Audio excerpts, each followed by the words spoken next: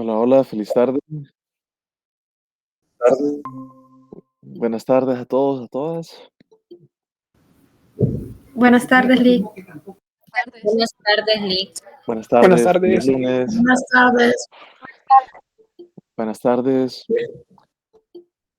feliz inicio de semana a todos y todas. Espero que hayan pasado un feliz fin de semana. Y en primer lugar, hoy me voy a disculpar por algo. Voy a estar sin cámara porque me siento bien enfermo. Entonces, creo que entienden, ¿verdad? Que no quiero que me vean todo enfermoso. Entonces, no voy a encender la cámara el día de hoy. Me van a excusar por eso. Pero bien, habiendo dicho eso, vamos a comenzar entonces con el tema que nos corresponde hoy. Solo va a haber un pequeño anuncio. Les agradezco a todos quienes apuntaron ideas de investigación. Gracias porque varios grupos apuntaron hasta 5 ideas, inclusive. Así que les agradezco por eso.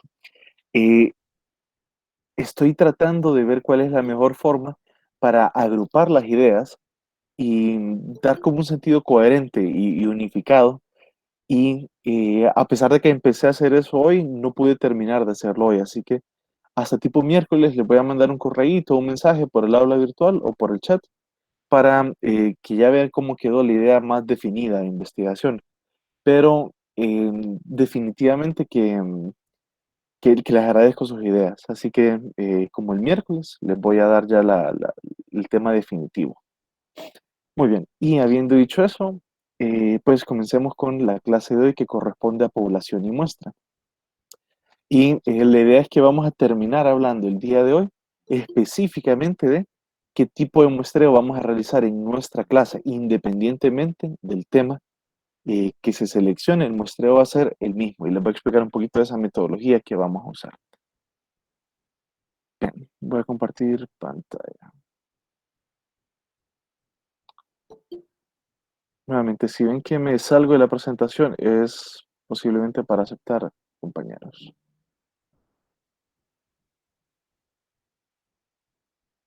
Muy bien. Entonces, hablemos un poquito de la población y muestra, qué tipo de fórmulas podemos usar en métodos 3 y específicamente cómo lo vamos a definir al final nosotros en nuestra asignatura. Así que algunas partes de eso posiblemente sean repaso para muchos, posiblemente sea nuevo para algunos, así que igual pues asumamos que todos, que esto es algo nuevo para todos. Dame un segundo. Muy bien. En primer lugar, para comenzar a homogenizar un poquito los términos que usamos. El término población, que muchas veces también, dependiendo del libro, se puede referir como universo, corresponde a todos los casos que tienen determinadas características. Entonces, por ejemplo, una de las ideas de investigación de los compañeros tenía que ver con la satisfacción con las clases virtuales. Creo que ellos o ellas específicamente lo definieron para educación secundaria o para educación básica, creo, pero me gustó mucho esa idea y lo podríamos tomar con estudiantes universitarios, la satisfacción con la educación virtual en estudiantes universitarios. Así que imagínense que la idea de investigación sea eso, satisfacción con la educación en estudiantes de la UNA. La población serían todos los estudiantes de la Universidad Nacional Autónoma. Todos ellos serían. Así que imagínense que tengamos, me voy a inventar 75,000, 80,000 estudiantes. Todos ellos constituirían la población de nuestro estudio. ¿En base a qué voy a delimitar esta población? En base al planteamiento de problema. Por ejemplo, si mi planteamiento de problema dice que solo voy a tomar a estudiantes de ciudad universitaria, así que ya no serían 75,000, serían, qué sé yo, 65,000, 60,000. Así que lo voy delimitando según el planteamiento de problema. Ahora, en teoría, ojo con esto, ¿verdad? En teoría, no en la práctica, pero en teoría, los valores que vienen de una población son desconocidos y es más, desconocibles. Así que, por ejemplo, si yo quisiera saber en teoría el nivel de satisfacción que tienen todos los estudiantes de la UNA, nunca lo voy a saber, porque son valores en teoría desconocidos. Pero en la realidad, en la práctica, claro que los podemos conocer. Cuando abarcamos a toda la población, a eso se denomina un censo. Entonces, un censo es cuando usted no hace un muestreo, sino que abarca a todas las personas. Así que si hay 65,000 estudiantes, a esos 65,000 estudiantes los incluye en su estudio y a eso se le llama un censo. Ahora, el censo es la mejor opción a nivel estadístico, porque así, ¿se acuerda que usted en método 2 vio en prueba de hipótesis? Vio, por ejemplo, si se rechazan o no se rechazan las hipótesis y todo eso. Si usted tiene datos censales que podrían ir de toda la población, usted no tiene que hacer inferencia estadística, no tiene que probar hipótesis. Porque si recuerda en método 2, probamos hipótesis para generalizar de una muestra a una población. Pero si usted ya tiene datos de la población, lo que es. Por ejemplo, si usted tiene 30,000 estudiantes femeninas y 30,000 de sexo masculino y encuentra que eh, los estudiantes hombres tienen puntajes más altos de satisfacción que las mujeres en su censo, esa diferencia que encontró, hasta ahí llega, hasta ahí llega. Y reporta que por 5 puntos los hombres tienen mayor satisfacción que las mujeres con las clases virtuales. Pero si usted saca una muestra, que es lo que típicamente hacemos, usted tendría que probar hipótesis y probablemente ahí tendría que aplicar una T de student, como la que vio en método 2, para ver si puede generalizar los datos, qué tanto se puede atribuir a error muestral o no. Así que, en pocas palabras, la información del censo viene sin error muestral, así que es más precisa y no requiere prueba de hipótesis. Eso sería como el gran resumen del censo. Ahora, cuando hablamos de poblaciones, normalmente en psicología nos referimos a sujetos, a personas, pero también podrían ser objetos. Por ejemplo, si usted es un ingeniero, puede ser que su población sea la cantidad de focos que produce una empresa. O, nuevamente, si es un ingeniero, podrían ser la cantidad de procesos que se realiza en una empresa. Pero en psicología nos concentramos más que todo en los sujetos. Les decía entonces, el censo es cuando agarramos a todas las personas que hemos delimitado en nuestro planteamiento del problema. Pero muchas veces esto no es posible. ¿Por qué no podríamos hacer un censo? Posiblemente por tiempo, por dinero o por otro tipo de razón. Así que si no es posible hacer un censo, trabajamos con muestra. La muestra se representa con una N minúscula y es básicamente un subconjunto de la población, una partecita de la población. Por ejemplo, si la población de estudios son todos los estudiantes de la Facultad de Ciencias Sociales matriculados en la UNACU durante el primer periodo académico de este año, imaginémonos que hay una población de 5,863 estudiantes. Esos son todos los de ciencias sociales. Ellos serían nuestra población. Pero imagínense que quisiéramos abarcarlos a todos, hacer un censo. Posiblemente no podríamos. Seguramente que hay algunos que no nos vamos a poder comunicar con ellos. Posiblemente hay algunos que no van a querer llenar nuestra encuesta, etcétera. Así que posiblemente no vayamos a poder hacer un censo. Posiblemente sea más viable agarrar una muestra. Así que para eso puedo agarrar 361 estudiantes de la Facultad de Ciencias Sociales matriculados durante este periodo académico. La población son todos los 5,863. La muestra es un subconjunto de esa población, en este caso 361 sujetos. Ahora, noten algo. En la definición de muestra decíamos que es un subconjunto de la población. En un mundo ideal, ese subconjunto de la población debería de ser representativo. Cuando hablamos de representatividad, nos referimos a qué también la muestra emula la dinámica de la población, qué tanto se logra parecer nuestra muestra a la población. Eso sería representatividad. Y para eso tenemos que considerar el tamaño de la muestra y cómo seleccionamos la muestra. ¿Hasta acá hay alguna pregunta?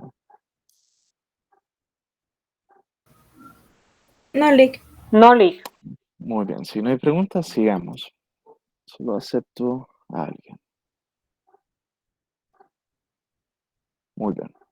Entonces, decíamos que para tener una muestra representativa nos importan dos cosas.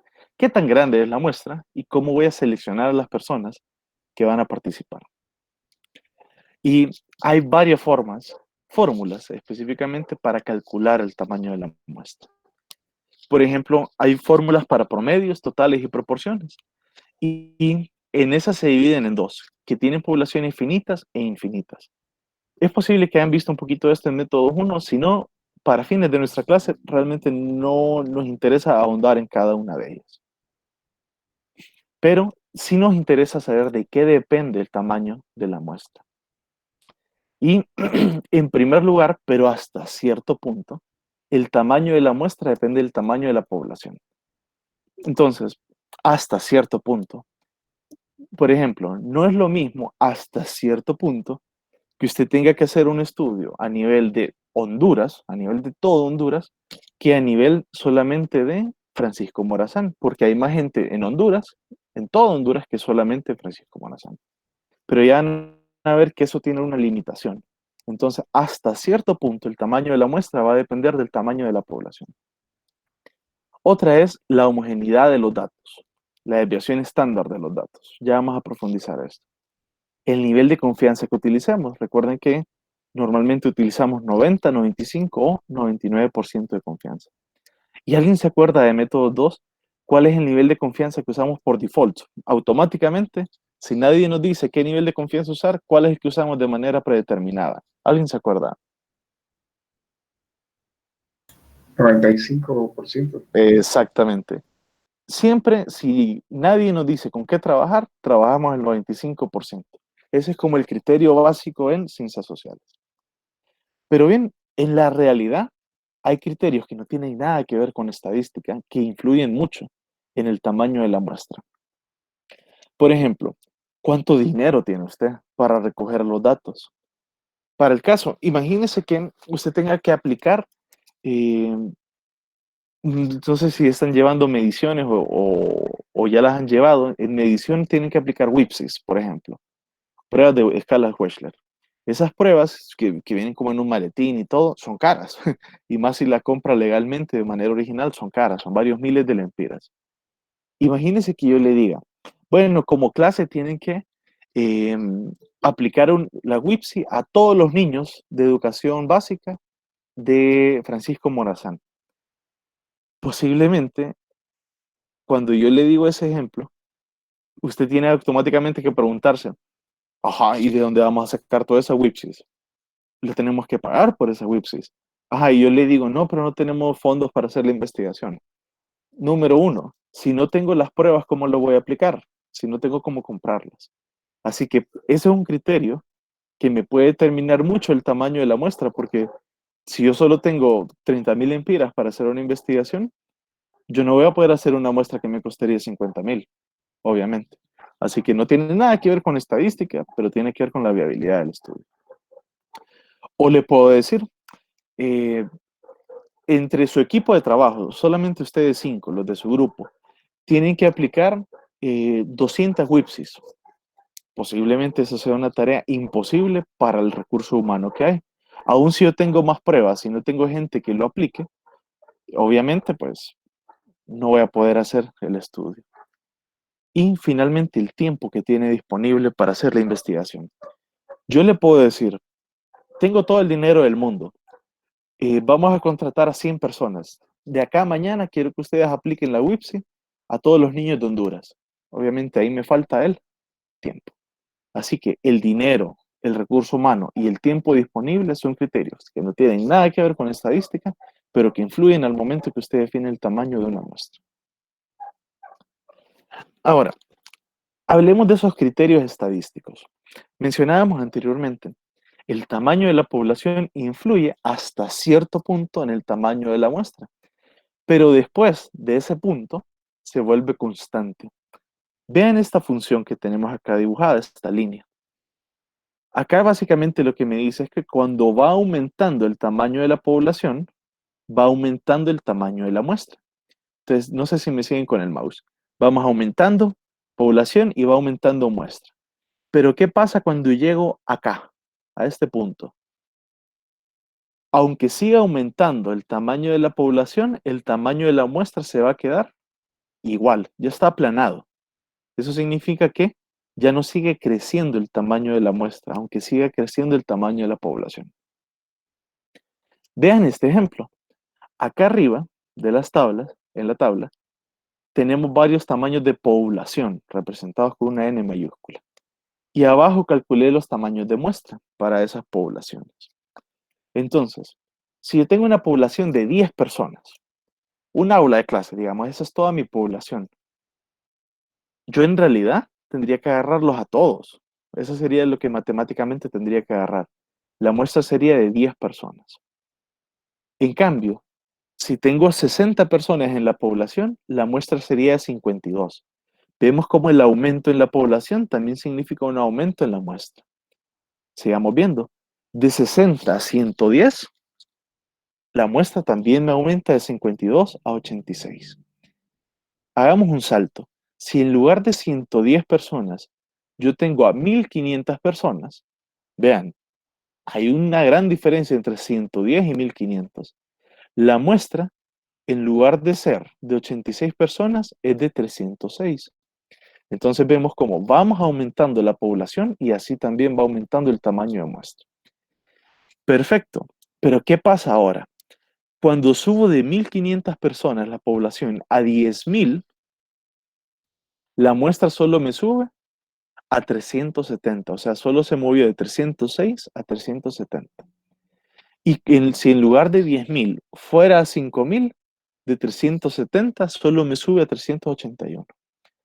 Y vean, entre 1.000.000 de personas y 100 millones de personas, el tamaño de la muestra, ¿qué pasa? Se queda exactamente igual.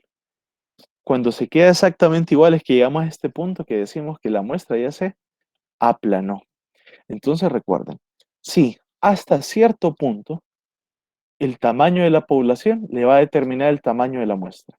Pero si tiene una muestra muy grande, ya cambios en la población no implican cambios en el tamaño de la muestra. Se va aplanando. Ahora, otra cosa que mencionamos es la homogeneidad de los datos. La homogeneidad de la variable que queremos medir. Homogeneidad es que tanto se parece entre un sujeto y otro la variable que queremos estudiar. Homogeneidad es que se parezcan, es decir, que no varía mucho entre sujetos. Heterogeneidad es algo que varía mucho entre personas. Si la variable es homogénea, usted puede tener una muestra pequeña y eso va a ser representativo. En cambio, si su variable es heterogénea, va a ocupar muestras más grandes para poder ser representativos. Les voy a dar un ejemplo que daba mi profesor de muestreo en maestría. Es un ejemplo que es ridículo, es entretenido y es fácil de entender, así que lo amo. Vean, imagínense esto. Imagínense que queremos hacer un estudio para saber cuántos ombligos en promedio tienen las personas. Estoy casi seguro que si yo le pregunto a usted, va a tener un ombligo. Yo tengo un ombligo, eh, seguramente su compañero va a tener solamente un ombligo. Pregunto, ¿vamos a ocupar 384 personas en nuestro estudio para saber cuántos ombligos en promedio tiene la gente? No, no voy a ocupar tanta gente para mi estudio. ¿Por qué? Porque entre nosotros, la cantidad de ombligos que tengamos es algo que se parece mucho. Como es algo que se parece mucho, eso significa que puedo tener una muestra de 10 personas. Y con 10 personas seguramente yo voy a poder sacar conclusiones representativas de toda la población. En cambio, en el mundo, contraste la homogeneidad de la cantidad de ombligos que tienen las personas contra el ingreso económico de las personas. Hay gente que, como este Jeff Bezos, por ejemplo, el dueño de Amazon, que tiene billones de dólares. Y hay gente que no tiene ni siquiera un lempira. Así que si usted agarra al azar a 10 personas del mundo, posiblemente eso sea insuficiente para determinar representativamente la cantidad de ingresos que hay en la población. Porque como varía tanto el ingreso económico de una persona a otra persona, Eso llamamos que es una variable heterogénea. Y al ser heterogénea va a ocupar un mayor tamaño muestral. Así que ahí probablemente 10 personas sean insuficientes y ocupemos miles para saber, miles o cientos de miles para saber eh, o tener una muestra representativa. ¿Y cómo medimos la homogeneidad? Pues recordarán el método 2, en el primer parcial, creo que se ve, hablamos de desviación estándar y de varianza. Eso no es más que una forma de cuantificar qué tanto varía la variable. Así que veamos en el primer caso, ¿qué tanto varía la cantidad de ombligos de una persona a otra? Cero.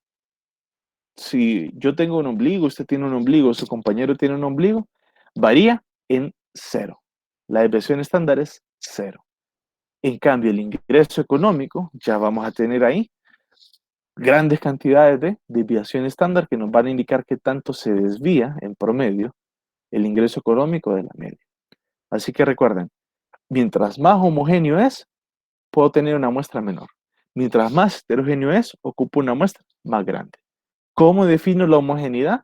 Con la desviación estándar. ¿Hay alguna pregunta hasta acá? No, Lick, hasta ahorita no. Muy bien. Solo permítanme aceptar a alguien. Gracias, compañera. Ok.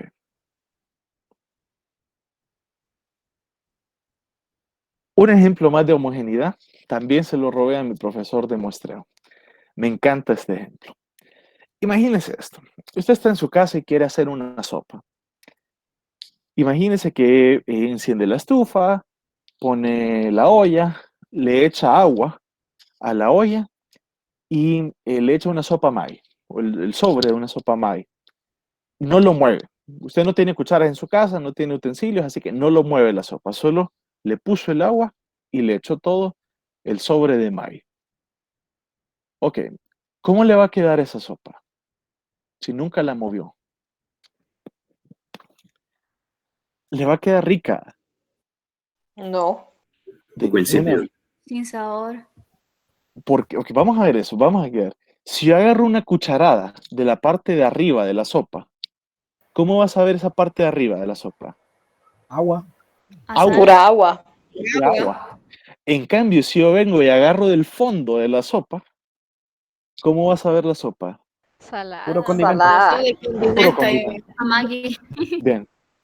Ahora, ¿qué tiene que ver esto con el muestreo y con lo que venimos hablando? Sencillo, que la sopa, como le hicimos mal y no revolvimos, sabe diferente dependiendo de a dónde la pruebe.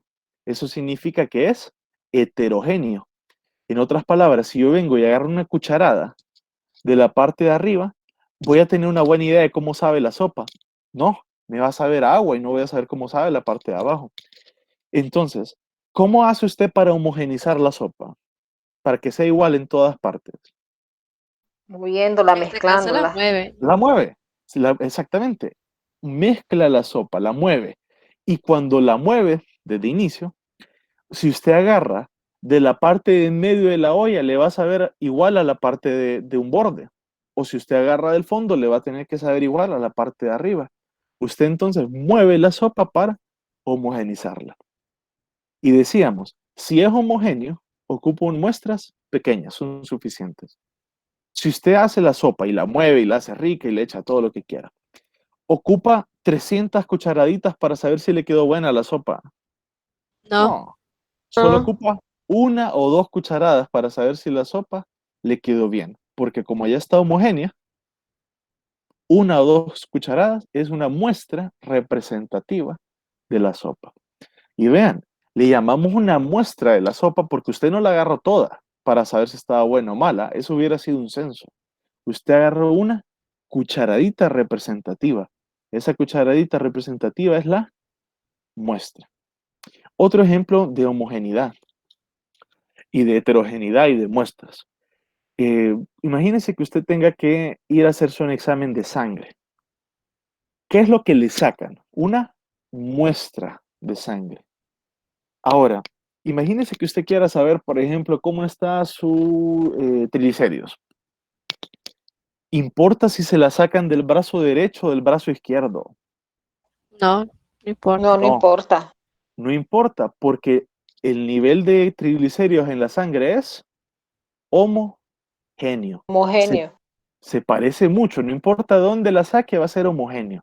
Por lo tanto, cuando usted va al laboratorio, le ocupan sacar 300 muestras de sangre para saber cómo andan sus triglicéridos.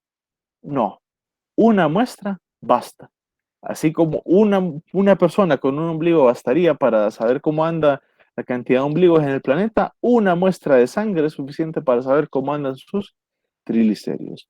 Y así igual, una muestra de estudiantes universitarios, como los que mencionamos acá, si es representativa y si la variable es homogénea, una muestra es suficiente para poder inferir a la población. Muy bien. Ahora, hablábamos que otro de los criterios estadísticos es el nivel de confianza. Y recuerde, siempre el nivel de confianza por default es 95%. Mientras más confianza quiera tener en la muestra, va a ocupar un mayor tamaño de muestra. Este es un programa que usan mucho nuestros colegas de medicina, se llama EpiInfo. Y ya les voy a enseñar uno similar. Acá tenemos el tamaño de la población, en este caso 8,000 personas. Y acá tenemos los niveles de confianza. Entonces, vean, si yo trabajo un nivel de confianza del 80%, la muestra representativa sería de 161 personas. Si aumento el nivel de confianza, aumenta la muestra. Por ejemplo, si en vez de 80 tomo 90, serían 262 personas. Si trabajo el 95% de confianza, sería 367 personas. Y así, si trabajo el 99.99% de confianza, serían 1,273 personas. Y acá pueden ver que es más determinante el nivel de confianza en vez del tamaño de la población para saber de qué tamaño ocupo mi muestra. Mi recomendación, salvo que tenga una justificación para ello, siempre trabaja el 95%. Así que si usamos una calculadora como esta que ven acá, y nos da diferentes niveles de confianza, nos quedamos con el que nos diga a 95%. En este caso, 367 personas. Muy bien. Ahora, mencionábamos los criterios no estadísticos de tiempo, recursos económicos, recursos humanos, e inclusive podríamos agregar los riesgos. Por ejemplo, ya explicamos tiempo, recurso económico y humano. ¿A qué me refiero con riesgos? Si, por ejemplo, tiene que hacer un estudio en una zona de alto riesgo para su integridad, puede ser que realmente no quisiéramos incluir a ese segmento dentro de nuestra muestra. Para el caso, yo recuerdo que estuve apoyando en una consultoría como el 2015, más o menos, y teníamos que hacer un muestreo de centros educativos de Francisco Morazán. Y en el muestreo aleatorio que hicimos, nos salieron unos centros educativos que estaban en unos lugares pero muy peligrosos. Entonces yo le dije al consultor principal, esta es la lista, y me dice, definitivamente, esos 3 centros que salieron de esos lugares los tenemos que sustituir por otros, porque no podemos ir a esos centros, no tenemos ninguna garantía en esos centros. Ajá, y teníamos que llevar tabletas o material electrónico. Así que el hecho de tener que cambiar los centros lo decidimos por los riesgos que implicaba. Obviamente eso va a depender de la naturaleza del trabajo que usted está haciendo. Imagínese entonces, en resumen con estos factores no estadísticos, yo le digo, hoy mismo usted tiene que aplicar una encuesta a 300 estudiantes universitarios. Recuerde, tiene que considerar cuánto tiempo le doy, cuánto recurso económico tiene y cuánto recurso humano tiene. Tuve un profesor, un buen amigo mío, que a esto le llamaba el triángulo U. ¿Alguien podría adivinar de qué se trata la U?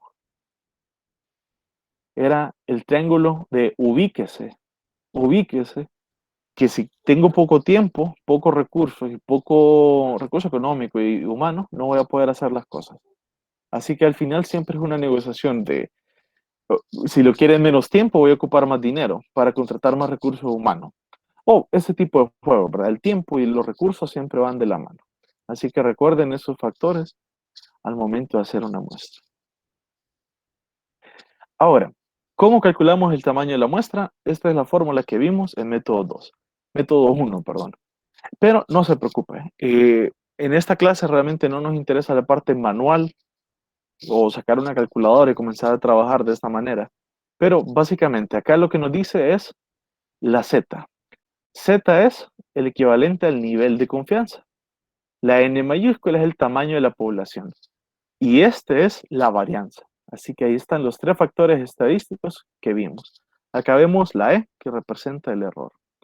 Pero no nos vamos a complicar en nuestra clase haciendo fórmulas a patita, con lápiz y papel. No nos compliquemos. Vamos a usar lo que es mi calculadora favorita de muestra.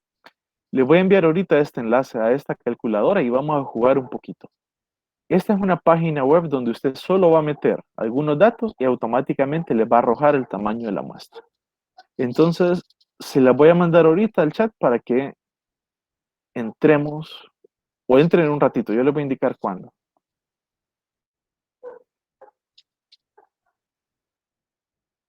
Y por favor guarden este enlace.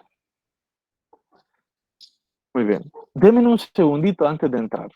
Solo voy a presentar cómo usarlo y después ya pasamos a practicar.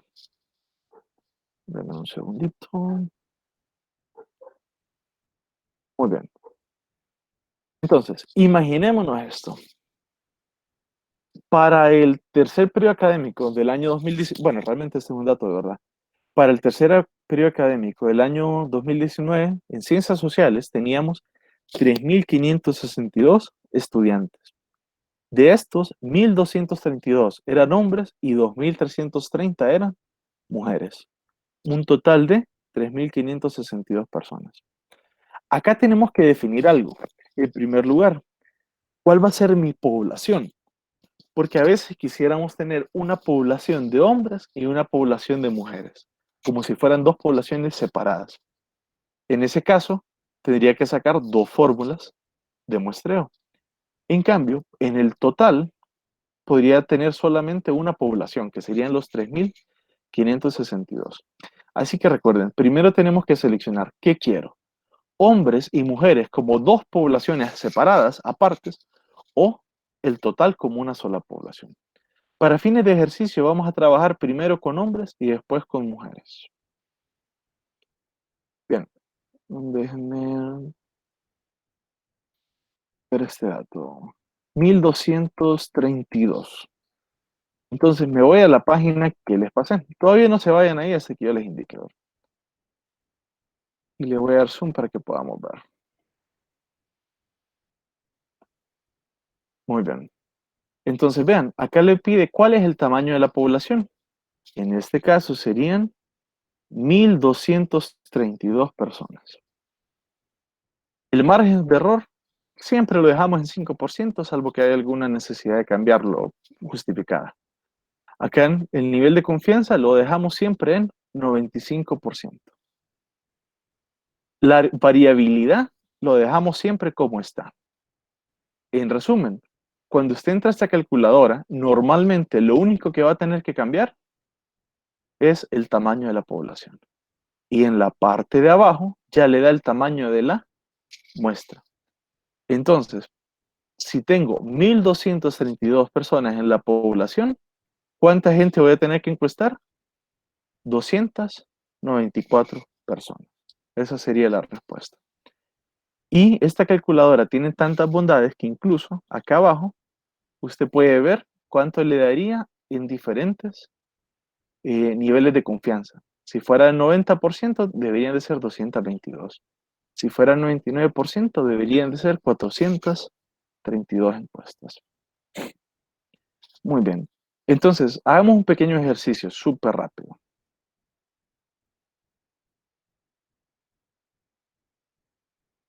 Por favor, háganme el cálculo en esa aplicación que les mandé para las mujeres.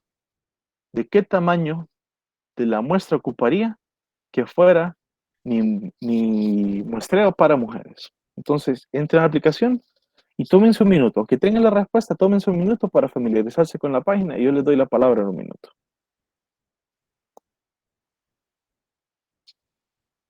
Así que tengamos el minuto desde ahorita.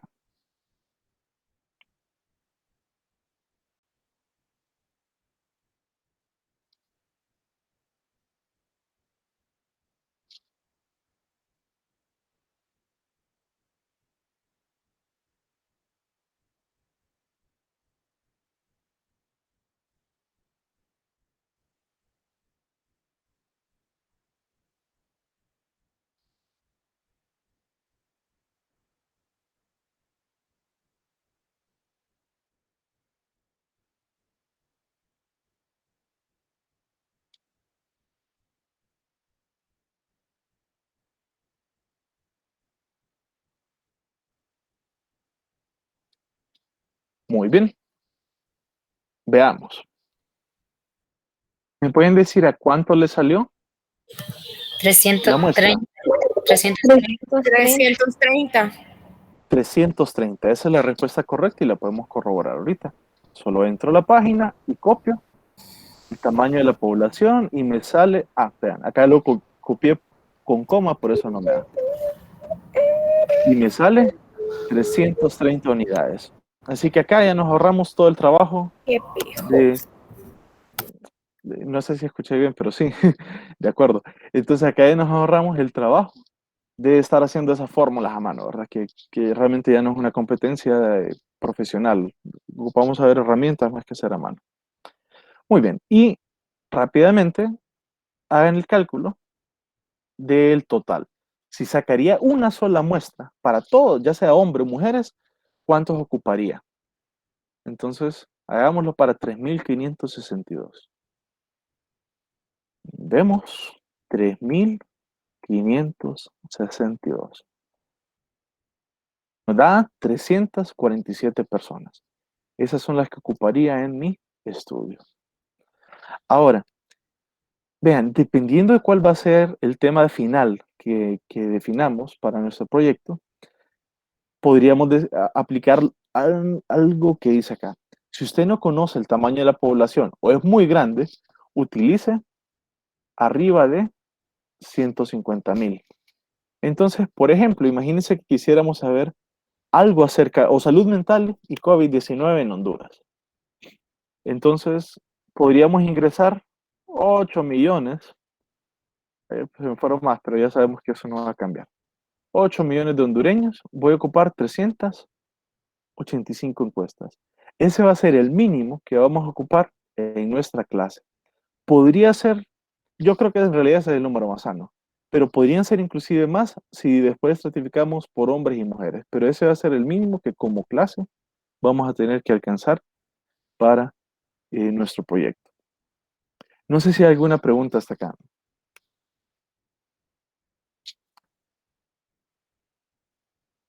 Muy bien. Si no, solo para que vean, estaba pensando que este podría ser el tema, ¿verdad? Agarrar la parte de virtualidad de la educación durante la pandemia y que un grupo haga relación de profesores con los alumnos. Relación alumnos-alumnos, contenido de las asignaturas, dominio de competencias digitales de parte de los profesores, competencias digitales de parte de los alumnos y habilidades pedagógicas de los profesores durante la virtualidad. Esto es como la propuesta que tengo, pero todavía la quiero afinar un poquito más. Entonces, por eso no le doy en definitiva todavía el tema. Muy bien. Licenciado, ¿Sí? esa calculadora solo sería usarla con una población heterogénea, ¿o no? Vea, en realidad, si usted tiene datos, ya la cerré. Si usted tiene datos, ya la cerré. Pero si usted tiene datos para argumentar homogeneidad o heterogeneidad, usted lo podría incluir acá donde dice cuál es la variabilidad conocida, ya que le da la fórmula para sacarla. Pero normalmente no tenemos ese dato. Realmente no sabemos la variable, qué tan variable es, porque es precisamente lo que queremos conocer. Entonces, por eso normalmente lo dejamos a 50% de variabilidad. Así que la respuesta corta sería sí, indistintamente si la variable es homogénea o heterogénea, podemos usar esta herramienta. Lo ideal es que supiéramos la desviación estándar a priori, pero normalmente descubrir la desviación estándar es parte del trabajo de investigación. Entonces, sí, esta la podemos usar siempre, básicamente. Bien, me van a disculpar si escuchan a mis perritos ladrar por allá. Bueno, no sé si hay alguna otra pregunta. Bien. Si no, hablemos de la muestra, de cómo seleccionamos. Recuerden que dos cosas diferentes son cuánto cupo y otra es quiénes son los que van a ser parte del estudio. Y hay dos grandes formas de seleccionar personas. Primero es una selección no probabilística y la otra es una selección probabilística. Una selección no probabilística es aquella que no utiliza el azar para seleccionar los casos. El azar me refiero a que eh, matemáticamente, sin influencia del investigador, de manera aleatoria se elige quién va a entrar en el estudio y quién no. Ya les voy a explicar un poquito más de eso. Bueno, pero en esa selección no probabilística hay básicamente tres tipos principales de muestreo. Uno es a conveniencia. Esto es, selecciona a las personas que sean accesibles para mí. Por ejemplo, si tenemos una encuesta de salud mental y COVID-19 y usted se la comparte a sus padres, a sus hermanos, a sus mejores amigos. ¿Por qué hace eso? Porque es accesible para usted, porque es conveniente para usted. Eso se conoce como una selección no probabilística, conveniencia. Otra puede ser por voluntarios. Es como yo acá les puedo decir a ustedes, fíjense que estoy haciendo este estudio. ¿Quiénes desean participar? Quienes levanten la mano, participan. Eso es por voluntarios. Y otro es bola de nieve. Bola de nieve es que una persona le pasa la encuesta a otra persona que cumple determinadas características. Por ejemplo, estamos haciendo ese estudio de COVID-19 y salud mental en personas mayores de 18 años. Su mejor amigo tiene 20 años. Usted le pasa la encuesta a él. Él la llena y después usted le dice, por favor, si conoces a alguien más mayor de 18 años que pueda llenar la encuesta, mandala. Él se la manda a ese amigo y ese amigo a otro y ese amigo a otro. Y va haciendo una bola de nieve. Eso también es un muestreo no probabilístico. ¿Cuáles son las ventajas de este tipo de muestreos? En primer lugar, son más económicos y son mucho más rápidos. ¿Cuál es la desventaja? Que no gozan, o por lo menos no sabemos, esa sería en realidad la frase, no sabemos si son representativos o no. Por ende, tienen menos peso técnico. Así que no sabemos si son o no representativos. En cambio, los muestreos probabilísticos se definen al azar. Así que yo como investigador, usted como investigador, no va a tener mano en quién es seleccionado. Dos formas clásicas y bien arcaicas de hacer este tipo de muestreo. Uno es mediante una tómbola. La lotería es al azar. Entonces, por ejemplo, tenemos una tómbola y a cada persona, digamos, de esta clase, le asignamos un número. Y movemos la tómbola y salió el número 3. El número 3 de la lista queda seleccionado. Yo como investigador no tuve mano en quién fue la persona que entró al estudio. Eso lo hizo el azar. Y otra forma clásica es tirando una moneda al aire. Por ejemplo, si cae cara, usted va al grupo control. Si cae cruz, usted va al grupo experimental. Estos muestreos, por mucho, son los mejores a nivel científico. Son muestreos que tienen mucho peso. Y tienen la facilidad que inclusive se pueden hacer en Excel, pero nuevamente eso no es parte de lo que vamos a ver en la clase de hoy. Así que recuerden, la parte de selección de la muestra tiene que ver con cómo selecciono a las personas que van a participar en mi estudio. Ahora bien, con el COVID-19 tenemos una situación y es bien lógica realmente. Permítanme. Y es bien lógica. Vean, si quiero hacer un muestreo aleatorio, ocupo hacer una lista de todas las personas que son parte de la población. Por ejemplo, si quiero hacer un muestreo, si ustedes son mi población, yo tengo una lista de ustedes, es la lista de asistencia, así que no hay problema. Esa lista que tiene a todos los casos de una población se le conoce como un marco muestral. Así que, un segundo.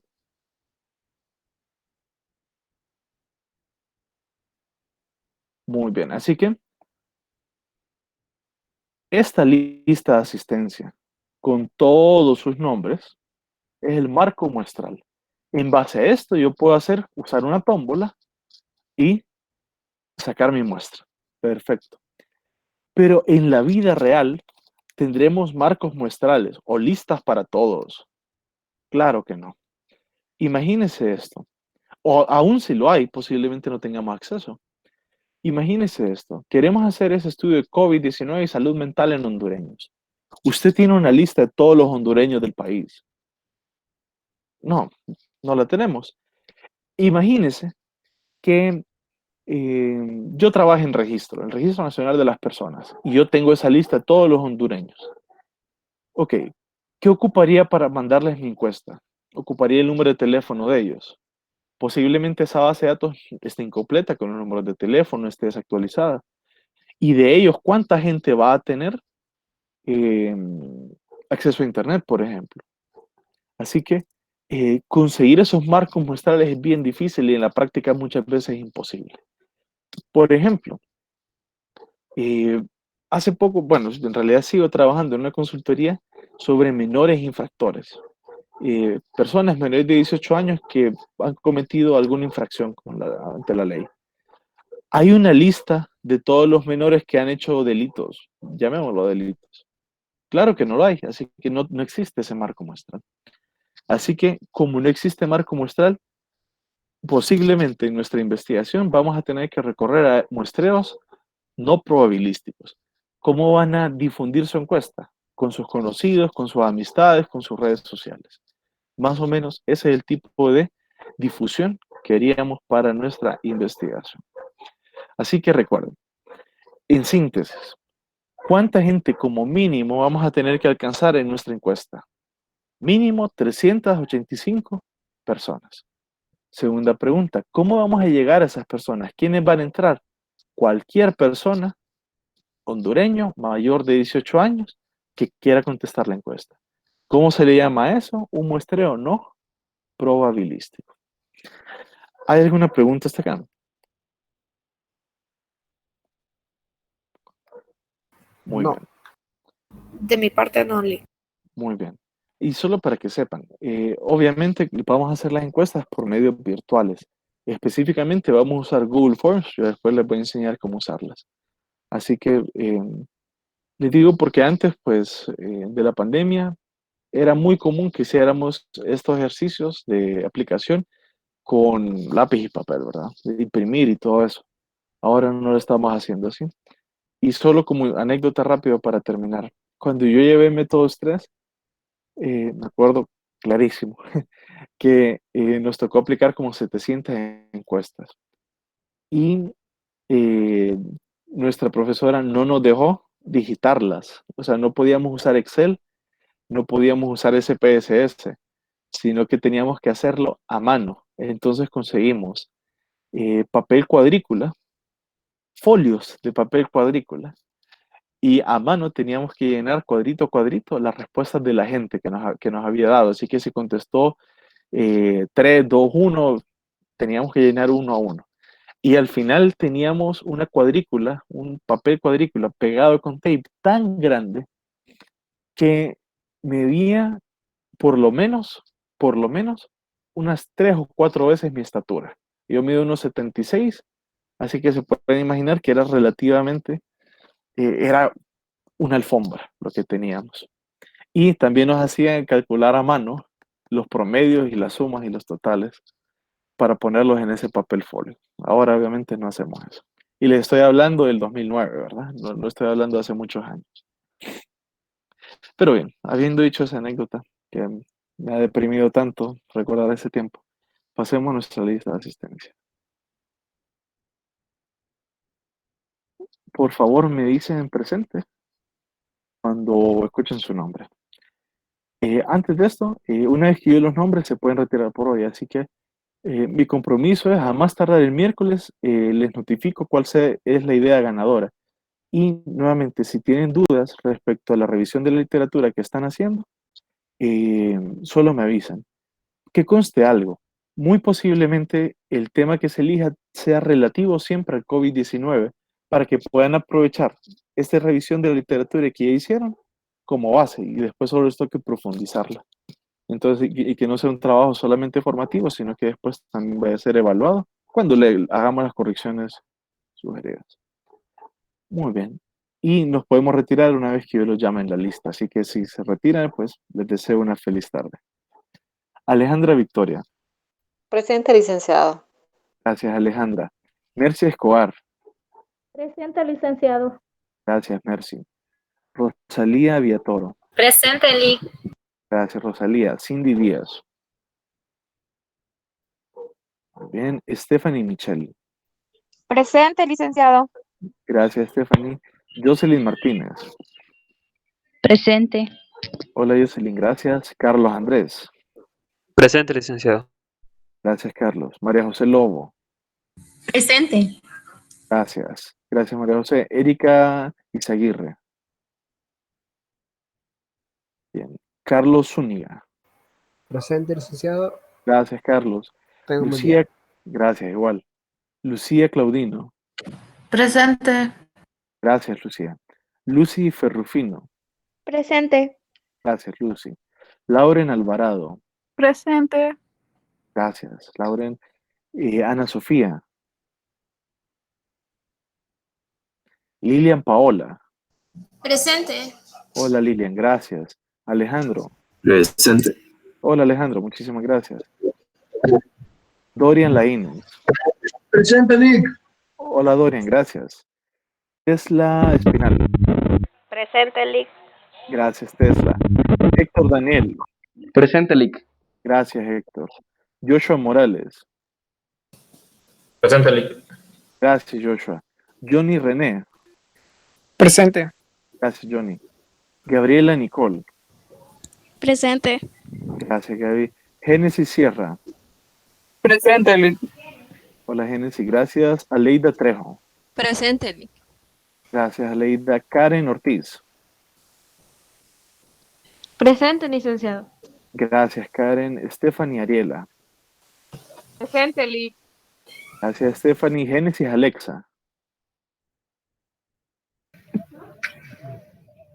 Muy bien. Presente, Lic. Gracias, Génesis. Neisy Mesa. Gracias, Neisy. Gracias, María. Presente. Muy amable, gracias. Sofía Marbella. Presente. Gracias, Sofía. Rodín Daniel. Presente. Hola, Rodín. Gracias. María Fernanda Romero. Presente. Gracias, María Fernanda. Catherine Sofía. Presente, Lic. Muy amable, Catherine. Diana Nicole. Presente, Lic. Hasta luego, Diana. Ana Sofía Zelaya. Presente. Hasta luego, Ana. Bueno, entonces estamos despedidos y les escribo el miércoles, pero recuerden, nos veríamos según esa programación hasta el lunes. Lic, Así yo que, tengo una consulta. dígame, dígame. Sí, acerca de la tarea del miércoles. Me parece ¿Sí? que tenemos que entregar un marco conceptual, me parece, ¿verdad? Una revisión de la literatura, sí. Sí, pero esos son de las matrices que hicimos, ¿verdad? De la fuente, Exacto. las fuentes. Exacto. Ok. De ahí lo sacan, pero ya redactado en prosa, ya como organizado y en formato APA. Pero ese es el Ok, insumo. está bien. Esa va a ser el miércoles, pero se la enviamos por el campus, ¿verdad? No sé si lo Por va a el revisar campus. acá. Ajá. Por Ok, el campus, por el campus. está bien. Bueno, ¿Está bien? Bueno. Hasta luego, gracias. Leila. Gracias por su pregunta. Bueno, nos vemos. Hola, Paola. No sé si sigue por acá, Paola.